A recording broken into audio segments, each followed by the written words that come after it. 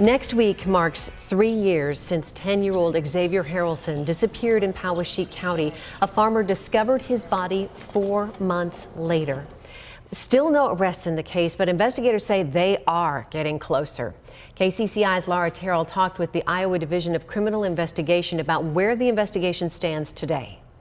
In law enforcement, occasionally you'll have cases that you don't have to get motivated for. This is one of them. Xavier was a very, very special kid. Ryan Kedley is the DCI agent in charge of the Xavier Harrelson investigation. And I can say without hesitation that I'm very confident that there's going to be a resolution in this case. For 3 years, Kedley has been on a mission to figure out who killed the 10-year-old boy from Montezuma, and the case is far from cold. We're in the process of applying for a lot of different search warrants for a lot of different areas where we think investigative material could be located. A neighbor reported Xavier missing on May 27, 2021. At the time, he lived in a mobile home in Montezuma with his mother, and neighbors say the two were fighting loudly the night before his disappearance. Has Xavier's mother been helpful or cooperative in this investigation? So Sarah Harrelson, in the opening days of the investigation, did sit for a number of interviews.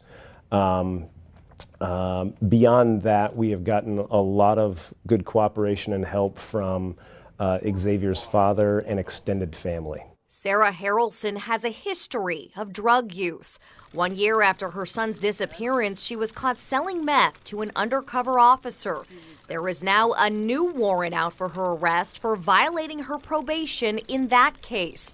Court records say Harrelson is living on the streets, still using drugs, and is not following mental health recommendations. We love you. We're not going to stop looking for you. We're going to find you. In her only interview from August of 2021, weeks before Xavier's body was found, Sarah Harrelson said she believed her son was still alive.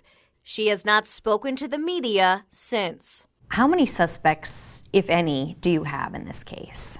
In this case, we have a number of persons of interest that we're continuing to evaluate. James Lowe, a former boyfriend of Sarah Harrelson, was arrested within days of Xavier's disappearance for an unrelated federal weapons charge. This mugshot is from a previous drug arrest in 2016. James Lowe has sort of been brought up as somebody who knew Xavier's mother, was around, had other criminal charges. He's now out of federal prison for an unrelated charge. Are you guys concerned about him? He was certainly someone that was identified as being a part of Xavier's inner circle. And so given some of the legal issues that he's had over the years, most recently some federal firearms related charges, he's obviously someone that we're in the process of assessing what role, if any, that he had in Xavier's life. The DCI is not revealing how Xavier died. A farmer found his body 4 months after his disappearance in this field.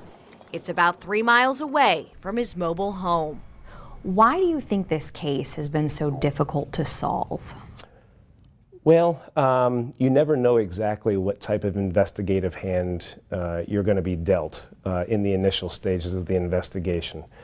For whatever reason, because of maybe the location of where he lived, oftentimes you might be very, very fortunate of the amount of surveillance footage in the area that you might get, or the amount of witnesses that you might get.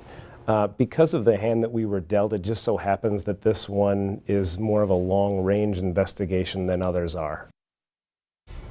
And Stacey, this is the first time we have heard the DCI say they are confident that they are going to solve this. Of course, they're not going to give a timeline on when that is. And Laura, there's probably a lot of information that these agents have, these investigators have, that they can't speak about publicly. Yes, of course, like the cause of death. And also, Agent Kedley told me they believe they know where Xavier died. That's the first we're hearing that. I asked him if he thought it was the mobile home somewhere else or the farm field. They said they believe they know where, but they're, of course, not going to say.